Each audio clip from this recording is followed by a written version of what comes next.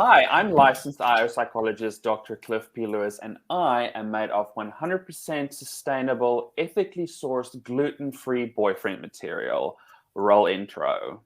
We don't want to get sued, so we're going to be like super vague. First mistake. How are you a manager and unable to deal with conflict? If nothing else, I'm balanced.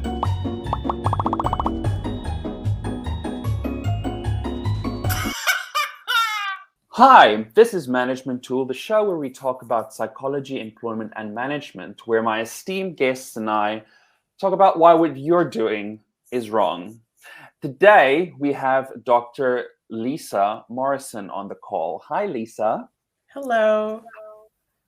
Thanks for being with us. Let me just quickly get up into this bio. Lisa is the program director for BSc Management, Business Management and Social Change. And she is a lecturer in non-profit management at Queen Mary University of London, where the two of us met when we were doing our PhDs together. She holds a Bachelor of Arts in Psychology from the University of Michigan and a Master of Social Work from Wayne State University in the US.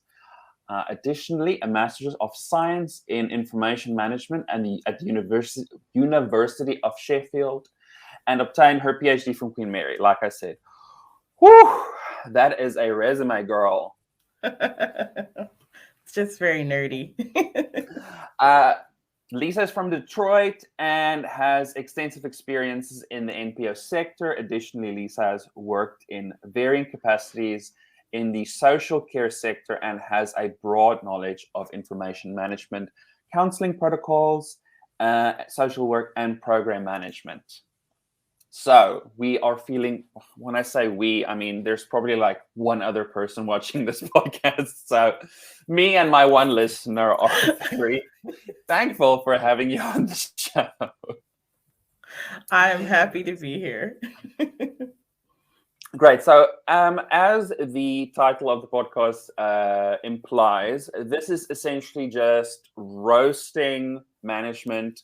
In today's episode, specifically in the non-profit NPO, NGO space, because there's so much information out there about how to have a healthy organization, how to be a good manager, but somehow people just manages to be tools. Manage to be tools. English isn't my first language. But I'm nothing if not balanced. So I always start the show with the sharpest tool in the shed, which is a little bit more positive. And then we get into the roasting, of course, the main event. So today's sharpest tool in the shed is the IC Institute in Vietnam. Are you familiar with them? It's I and then SEE. No. Oh, yes. I've heard of IC. It's a business school, correct? No. It's an NGO. Oh, I'm sorry. No.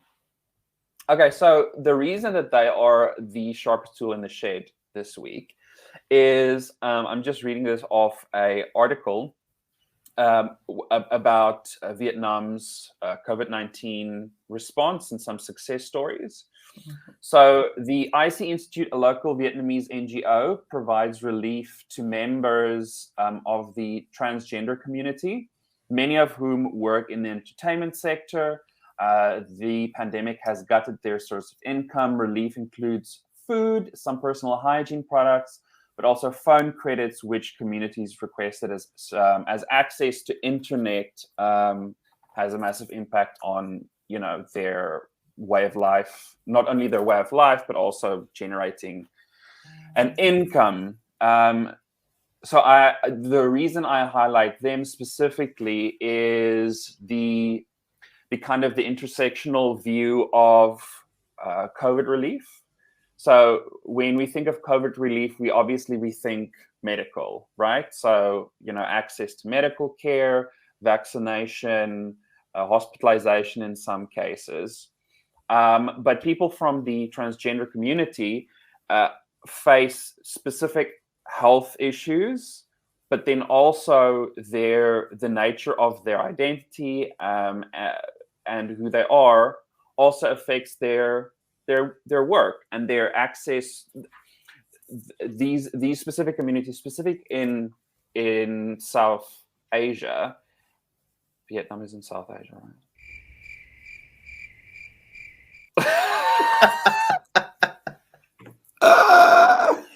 I think Vietnam is in South Asia. Hey Siri, is Vietnam in South Asia? The answer I found is Asia. Right, Asia. Cool, got it. All of this is staying in, by the way. So yeah, so their safety, their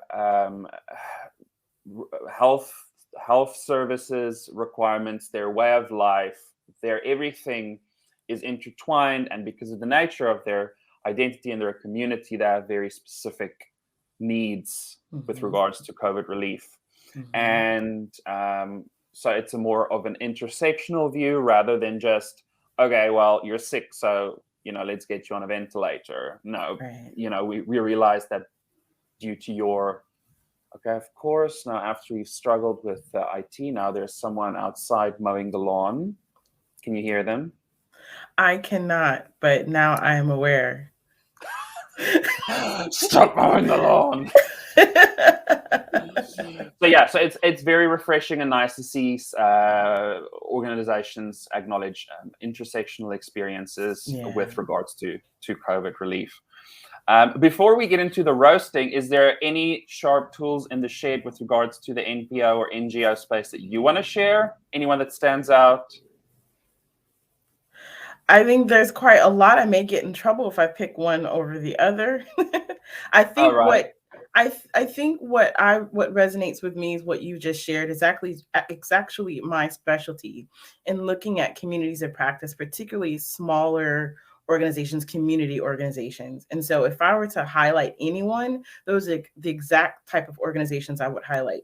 The ones that are the front of the line to resolve any catastrophes, issues, or things of that nature, the ones whose names we'll never know, the ones whose are developed by someone's grandma or auntie or just a big sister putting together groceries or food for people, the things that never get acknowledged. So if anything, to me, that those are the champions. And it's nothing wrong with big organizations. I'm not saying down with big, because they have their reach, they have their place.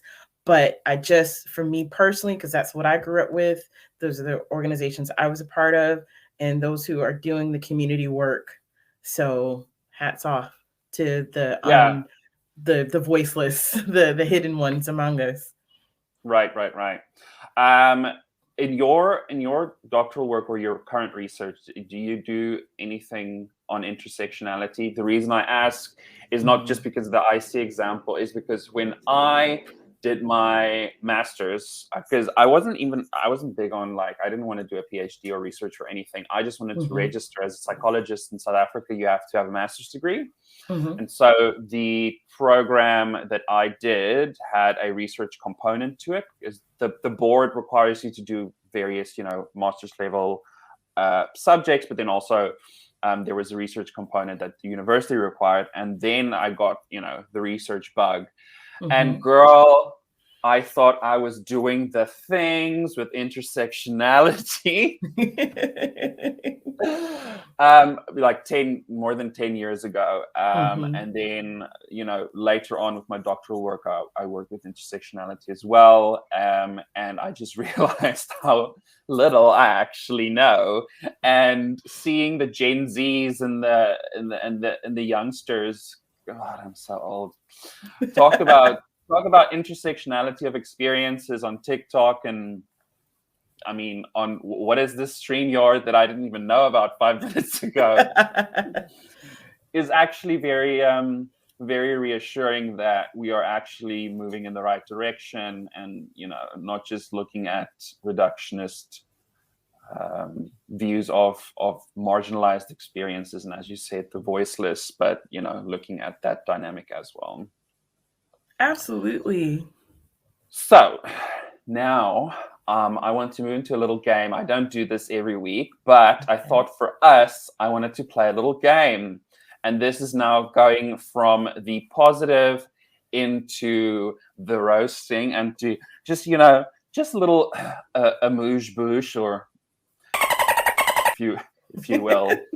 I want to play a game, corporate or NGO. Oh. And I am going to read you a quote from Glassdoor.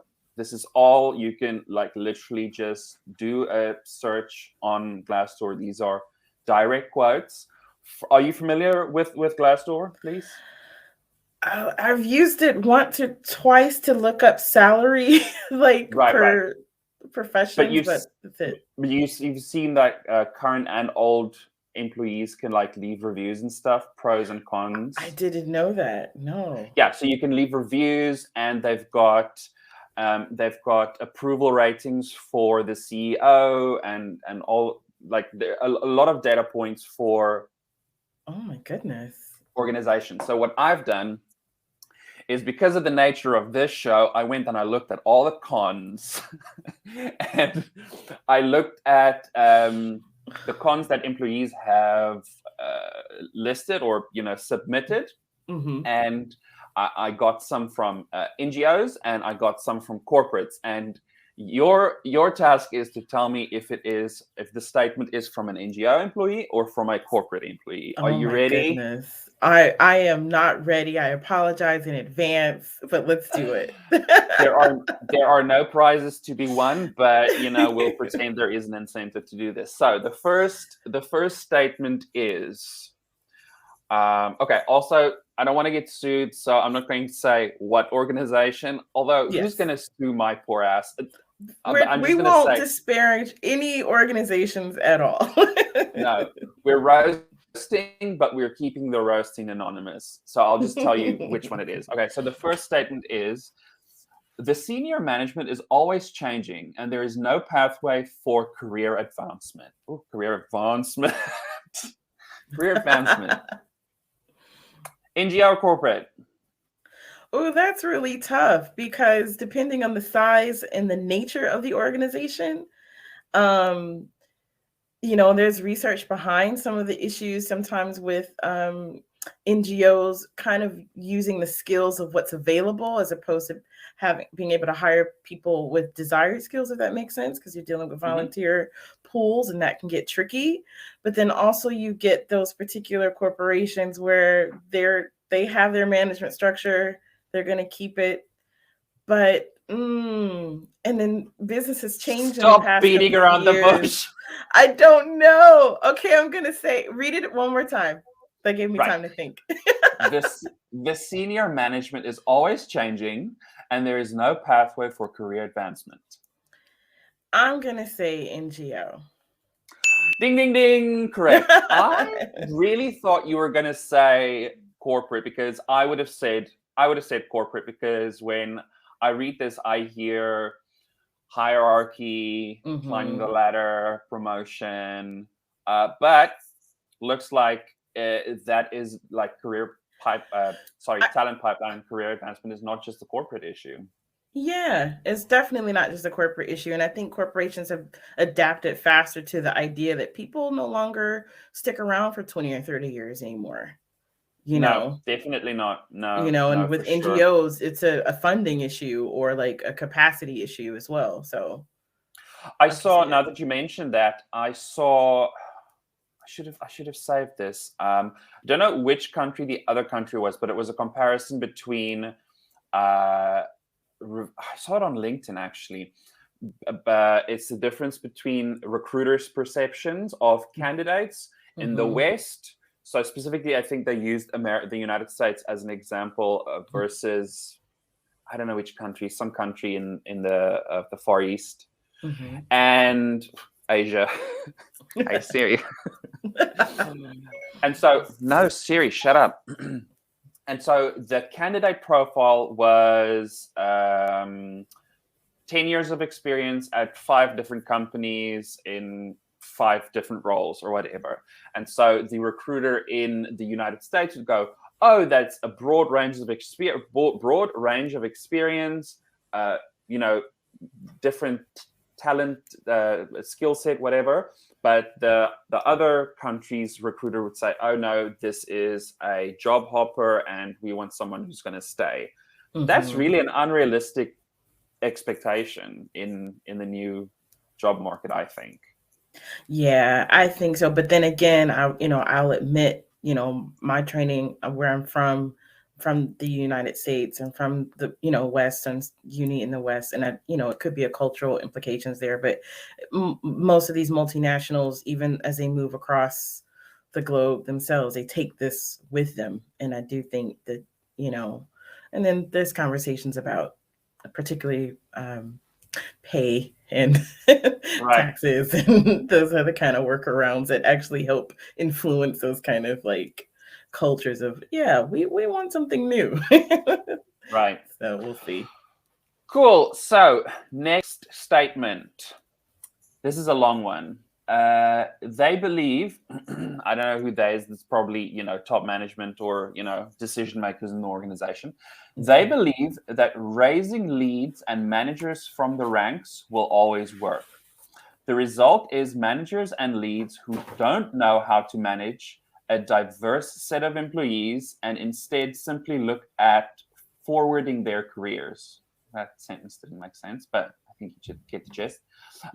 Managers can be caustic. So that's either Caucasian, like the caudacity, or caustic soda, meaning they're toxic, or looking at causality, looking at cause and effect. I don't know. So managers can be caustic and will happily play favorites. So there's a whole lot. Let me go through that again. They believe that raising leads and managers from the ranks will always work. The result is managers and leads who don't know how to manage a diverse set of employees and instead simply look at forwarding their careers. Managers can be caustic and will happily play favorites. Corporate or NGO? Corporate. Oh, girl, you good. The chaos. I mean, even the conversations now around people returning to the office and managers requiring different personalities or management styles, kind of requiring people just to show up just to appease them. Like, those are the fun conversations in Twitter, but actually quite serious to talk about a lot of people. We're at a time right now where people are questioning some of these managers and decisions in the organization. So I wouldn't be surprised. That's why that was my context clue of that's corporate. Why it's corporate and not NGO. But so, I mean, this is a quite reductionist argument, but would you then say things like nepotism and favorites, playing favorites and things like that doesn't happen in NGOs, or doesn't happen as often, just comparatively? I'm sure it does happen. And then I know it does happen, actually. But it's such a vast, the NGO nonprofit scene, charity, volunteer sector is so large. It changes from country to country, from culture to culture, and even the tax brackets, how it's set up. And there are some, like, for example, if you look to the US, some political affiliates of a former people in power are great examples of nonprofits that absolutely run off nepotism and perhaps tax evasion. But that's a whole nother conversation. But then also, just on the other end of it, is it's a value-driven field as well. So there's an actual, I can't recall right now the researcher's name that that talks about the value-driven approach in nonprofits. That, not to say that it has its issues, but it may be perhaps from a different lens, and, like, for example, what that statement said, if it makes sense. So it's across the spectrum, depending on the structure, depending on the definition of what country you're in, the tax bracket, and of course the values of those who set it up. Right. Cool. So I thought you were going to be worse at this game, but you're 2 for 2. So let's keep going. This is another long one. Is it a long one? Yeah. So the management process is abusive, and I'm currently a manager. Yikes. I've seen too much behind the wall. I think they mean behind the curtain, but anyway, and hate how our individual performers can be treated. You are forced to ride people and stack rank employees. Oh, someone's looking for you. I'm sorry. Can I mute or pause or something? Yeah, sure. Okay, mute. A few moments later. I'm really sorry. It's just that can you hold on a few seconds or? Oh yeah, sure. I'm fixing my keyboard. I apologize for this. Hold on. 2 hours later. Right, let's get right back into this game. So this one is: the management process is abusive, and I'm currently a manager. I've seen so much behind the wall and hate how our individual performance can be treated. You are forced to ride people and stack rank employees. I've been forced to give good employees bad overall ratings because of politics and stack ranking. I don't know what stack ranking is, but it's bad. Corporate or NGO? I'm gonna say corporate. Ding ding ding! You're so good at this. What was the Because giveaway? Stack ranking. What is stack ranking? I have no idea, first of all. Right. Also, value inputs, outputs, widgets, etc., are measured differently in the NGOs. So Right. not all NGOs deal with for example, my background is, my professional background is working in human social services. But then even if you have like environmental organizations or different organizations, those outputs is not quite as universal as you hear in the language of management.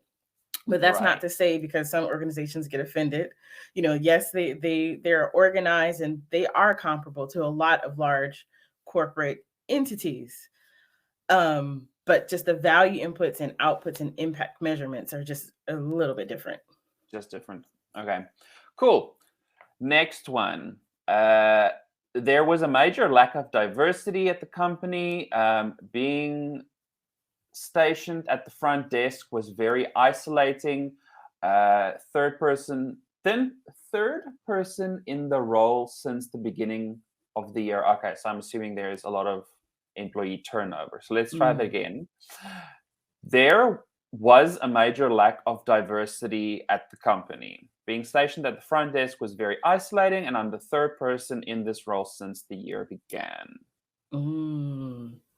This is interesting because it could be easily a corporation, but also we understand an NGO world, and there was a recent hashtag kind of awareness campaign of charity So White. So yes. So I don't know, I'll just guess NGO just because. Girl, you are so good at this.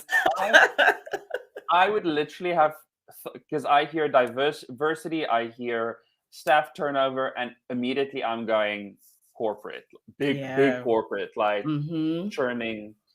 But yeah, you're right. That's NGO. Right. Next one. Supervisor specifically mentioned that they don't handle conflict well. Very passive aggressive.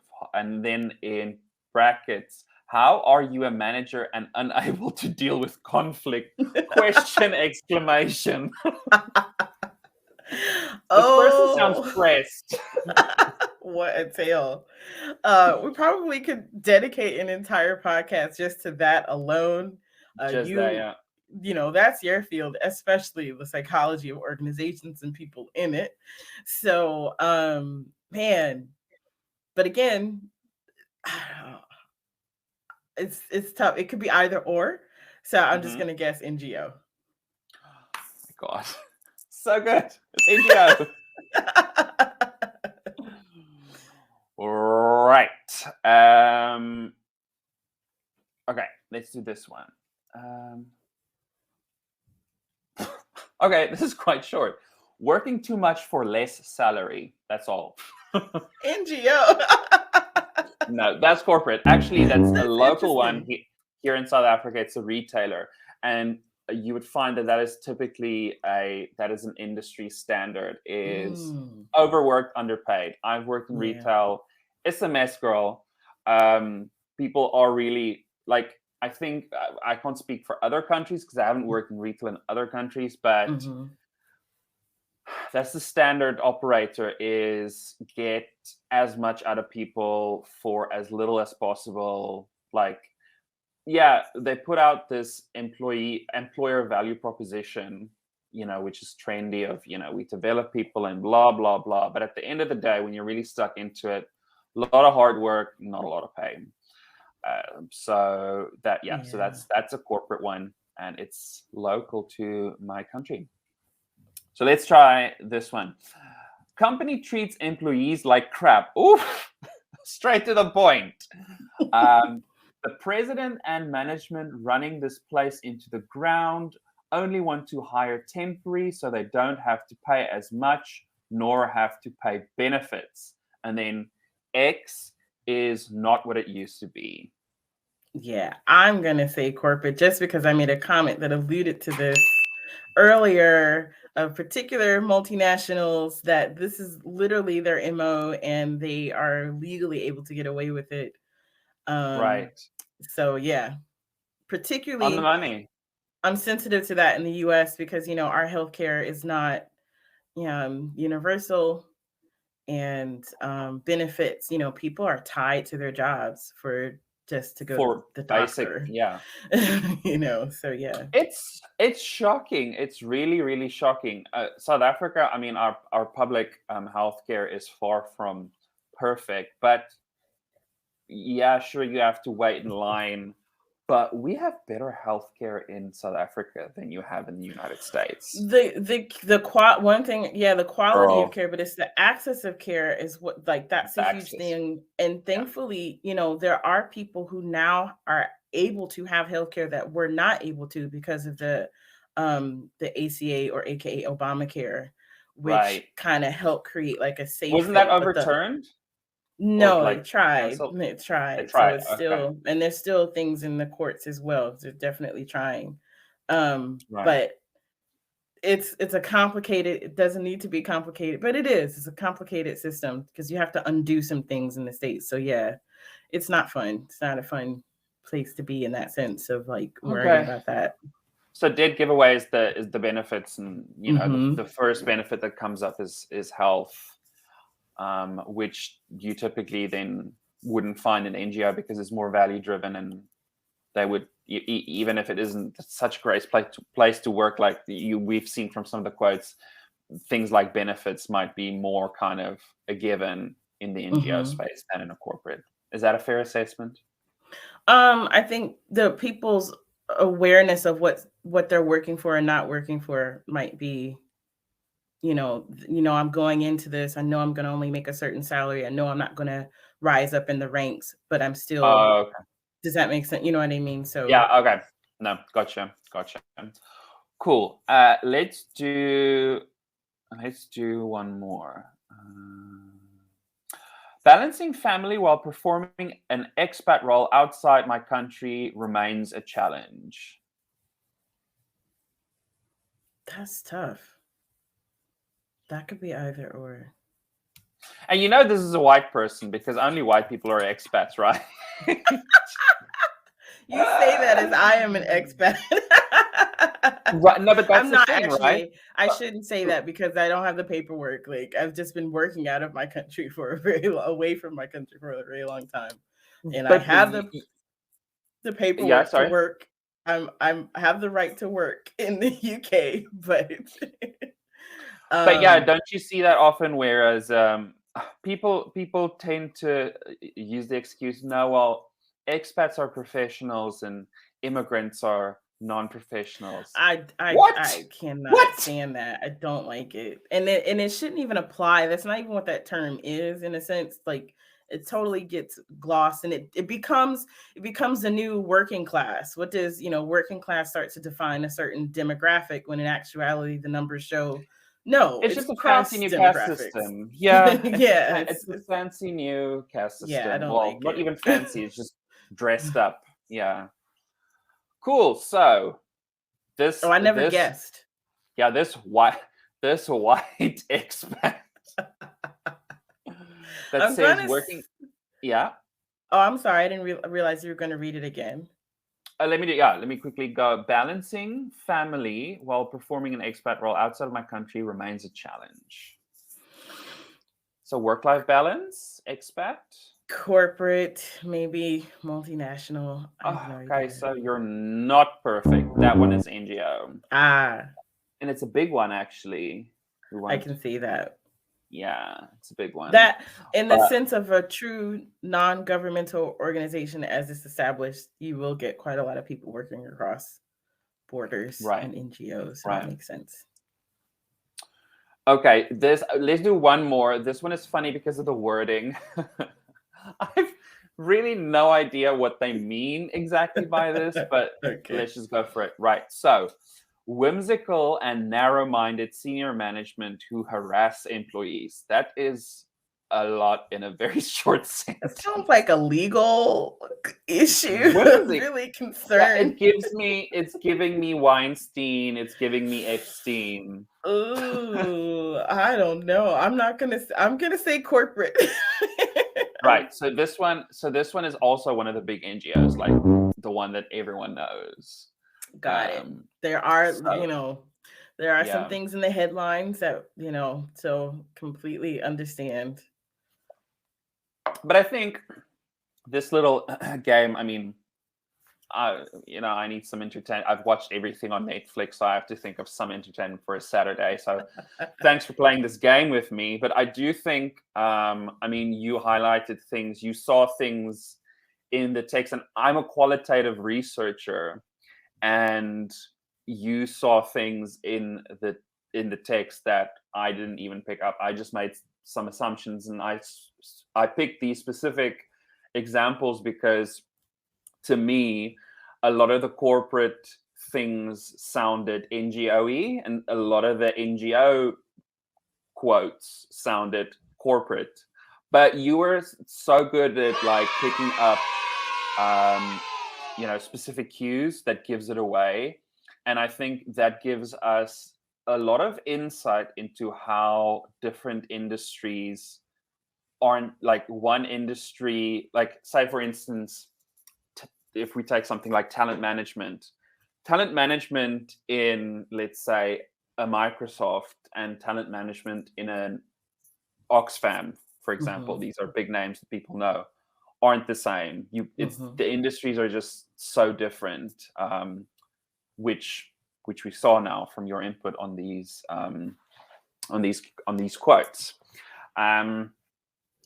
So I'm nothing if not balanced, as I've mentioned. So how can we advise management in the NGO, NPO space to be better?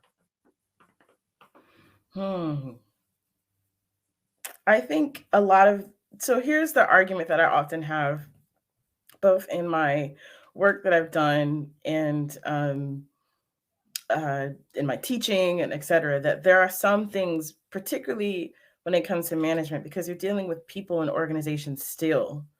And I think the more that we have a together conversation about that, the better. Because one of the issues sometimes I push back on is the as if NGOs are so different. You're still dealing with people and organizations, right? And I think sometimes for some in the industry or in the sector, as we say, they may feel, well, we don't want to be corporate-y. We don't, that's not our value. So we don't want to really apply this. But I think if we take away some of those limits off, you can see there's some things that go across the board. And then also you have on the other end, corporations who, I know there was I won't name the name because I'm not quite sure, and I can't really credit the researcher because I can't recall it right now. But there was this large corporation, multinational, that, got so used to giving away charity to other people, philanthropy, they decided, oh, we'll just make our own unit, make our own NGO. And that sounds an awful lot to embezzlement to me. well, no. So the idea is like, because a lot of the structures, you can begin this is an American company, so I'm going to use American terms, nonprofit. You have 501c3 and 501d. These are like all tax status kind of things. If to help you understand it a little bit, the American football, the NFL corporation itself, they are a nonprofit organization. Right. The individual teams and stuff like that, it's not. So it can get a bit tricky. So I just brought this conversation up because this corporation learned a lot about philanthropy and nonprofits that they took for granted as well. So there's enough to learn from each side. Does that make sense? Right. So what can they do better is to take off these limits and let's stop pitting each other against each other. You know what I mean? And there are some universal applications of how to deal with people, how to deal with conflict, right? Even because how can you recruitment be a manager processes. if you don't know how to manage conflict? Exclamation. Right. Exactly. A lot of all the nonprofits I've ever worked for, we've always had to do those like personality tests of like how you work in a group. So even that self-awareness, taking the time of being self-aware of how you work as a team. Corporations do the whole team building excursions. I don't know if I've done those as well. I've actually used to work. I do, but I find them quite triggering because it's often used as kind of a band-aid to, kind of gloss over a deeper problem. Yep. Yeah, that's exactly what I was going to point out. Yeah. I always want to unpack it, and then the paying client goes, no. We weren't concerned about procedural issues. We want trust falls and journals. Okay, cool. Right. Cut the check for the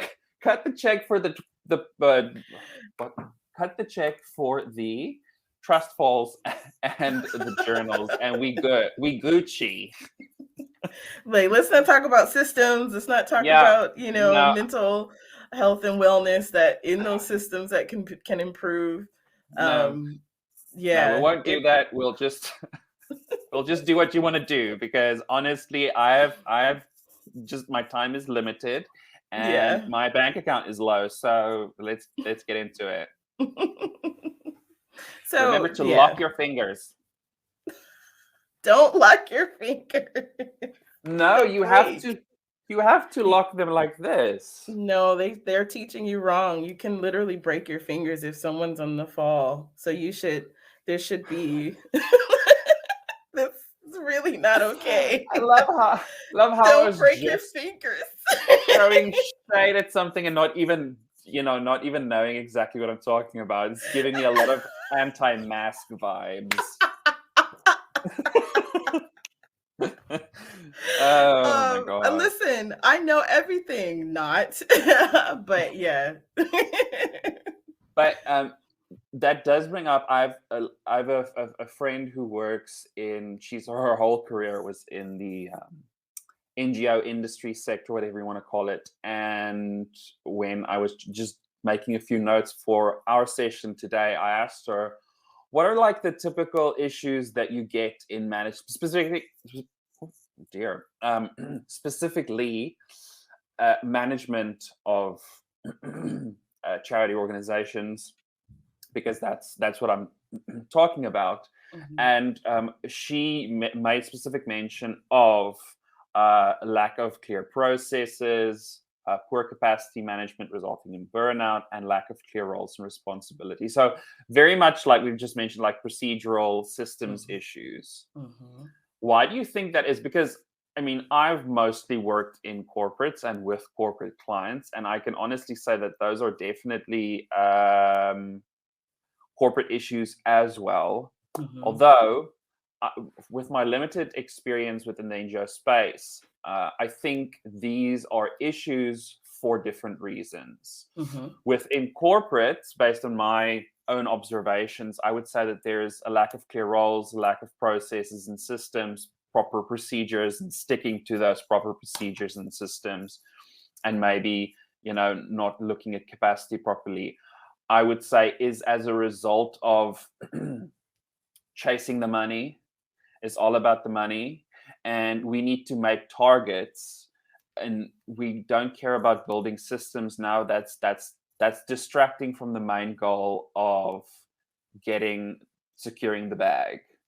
Whereas with NGOs, I kind of feel like these things result as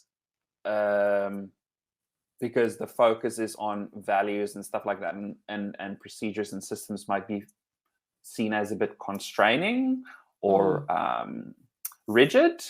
What's your thought on that? It's very interesting because when you said this for various different reasons, I completely agree with you. One reason relating kind of to the example you've given about the corporations is that you find NGOs oftentimes have to, it's called mission drift. And in the sense of they are chasing money for a sustain, to run. So sometimes, I say to my students, I'm thinking of an old fashioned like ship, right? Trying to change that in the middle of the ocean. And so you find that oftentimes, if you are, chasing those grants, chasing those funds because you're trying to make payroll, because you're trying to get to your outputs, people still need to eat, right? Like some things do get skipped. But also I would contend, as a part of my both personal experience, what drove me to my research is actually looking at the fact that a lot of nonprofits do have these processes. They're just not as formalized. There's a whole conversation about the professionalization of organizations, which kind of really came about in the 90s, and kind of overlooking that they actually do have these systems in play, but then they're told, particularly tied to their funding, well, you have to do it this way because KPMG said, X, Y, and Z, or whatever large. No disparaging against any corporation, but you know what I'm trying to say. Just KPMG is doing a fine job of putting a tick, not a tick, a cross next to their name. We don't have to worry about. But just the idea of it became this thing of we have to follow and do what the corporates are doing, and no one really took the time to say, okay, what are you guys doing? How is it working? Et cetera, et cetera. And then you'll get these great stories of these grassroots charities or these, highlights, and be like, oh, they're doing so great. And it's like, but you would look down at the systems that they use, but you now see their outputs, you know what I mean? So it's, it's a capacity issue. It's mission drift, like I said, chasing the funds. And the funds sometimes are tied to what you do. So those processes, and then it's the talent pool sometimes, depending on the organization. Some people still there's branding in the NGO world, right? So it becomes brain drain just as much. But I'm wondering now, mission drift, that's such an amazing concept. I'm wondering if we can't maybe apply that to the corporate. Ooh, yikes! Apply that to the corporate sector as well, because you have a profit incentive or a profit mandate and shareholder maximization, but surely corporates have values as well, or missions as well. Yeah. Especially now more than ever. Sure, you can say that some of them or many of them might be superficial, and at the end of the day, it's just about the bag. But can't you also maybe see it from was it a mission drift or a value drift? Value drift? Mission drift, I said. Yeah. Mission drift. But it could be value drift. Lens is when you start neglecting processes and systems just to chase that shareholder. What is it? Shareholder maximization. I should know this. I work in corporate, but shareholder value. Yes, increasing shareholder value. Have you seen that concept applied to the sort of private sector corporate? I can't say that I have in a sense, and I've never actually really thought of it in that way. I think you bring up a really good point. You mentioned you use the term, maybe you coined the term value drift because I Oh, think hey. that's I like it. I think that's interesting as well. But I'm so familiar with it in the sense of like myself having chasing fundings, like, okay, we're gonna write this grant for this. And I know for example, your main the point is we're going to pass out, blankets. I always use this example as a organization, but you're dealing with substance abuse, you're dealing with a psychiatric, kind of issues and things like that. So you get punished for not passing out the blankets, but it's like, I helped all, we're trying to help all of these other people. So Yeah. then, it becomes this, so you want to help the people. So it's like, okay, well, now we're going to pass out blankets and do X, Y, and Z, or whatever the funding goes. We try to make it work so that we can continue to do what we do. But you're absolutely right. I think in this time, people are being far more aware. These various different movements in climate change, Black Lives Matter, intersectionality is becoming like everyday language. Like you said earlier, coming up, that was, you thought you knew, and then I'm honey, glad that the new honey. generation gets it. But Yeah. it's I been a can't help it. while. I can't help but be a little bit jealous, but also when I get over myself, it is kind of reassuring that we are. I mean, there's no shortage of problems and issues that make you want to throw your phone against the wall every time certain theme comes across your feed. Mhm. But there is definitely I think we are definitely we are making progress. Yeah. Even though we take a few steps back, we're definitely taking a few steps forward as well. Mhm. And I think if wow, and I think it's such a conference phrase to use. And this is not a serious podcast, so I apologize for throwing in that lingo. But I do think that mission drift or value drift, patent pending, is an interesting lens to look at why there is a lack of processes, lack of systems, a lack of clear role definitions, and why people might have poor capacity management leading to problems like burnout. Mhm. Is Yeah. possibly as a result of that, where either it is for shareholder value maximization or for securing funding, because at the end of the day, people need to eat, and Yeah. then that's what happens. I've definitely experienced Interesting. burnout. That's why I changed careers, to be honest. But I learned to look at it. I learned to do what I love to do in a different lens that suited me more. That you don't have to it's not my health or doing good. It's And you can have both.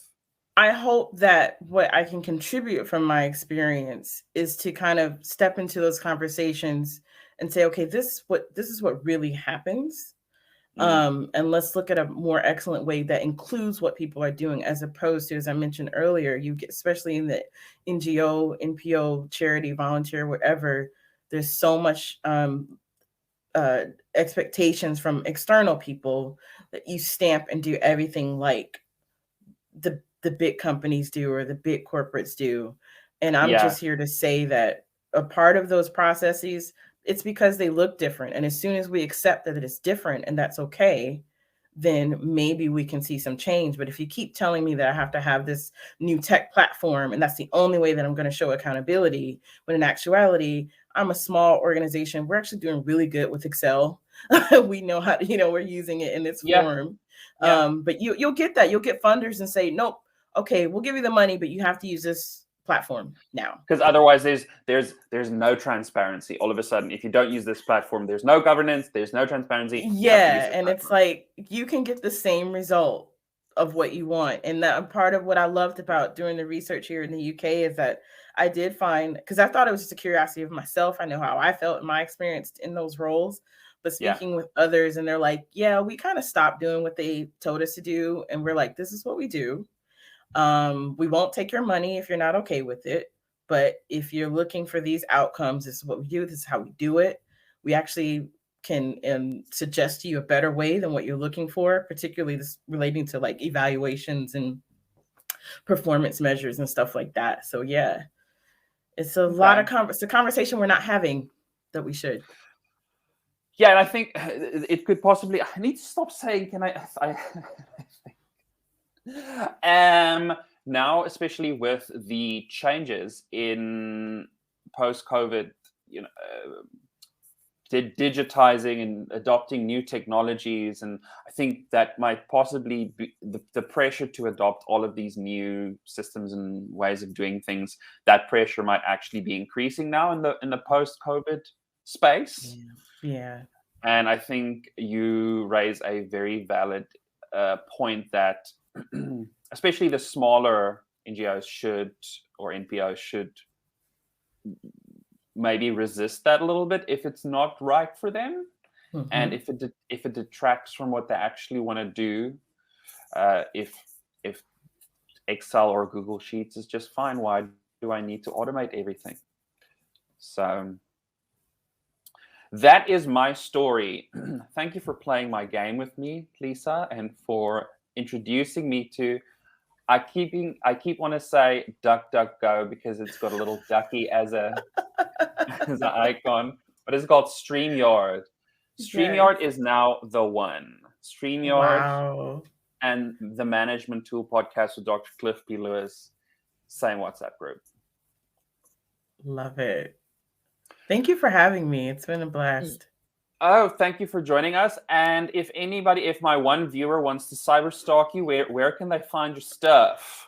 Oh, wow. I'm really bad at social media, but I'm probably most active on LinkedIn. So you can just look me up. Lisa Diane Morrison in the UK. Lisa Diane Morrison. There.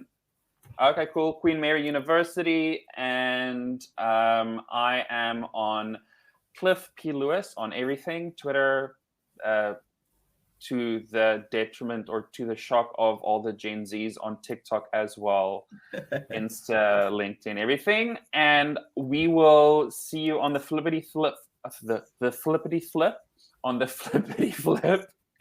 And have a lovely rest of your day. And I'll speak to you soon off camera, so we can gossip about all those other organizations, which the names we could not mention.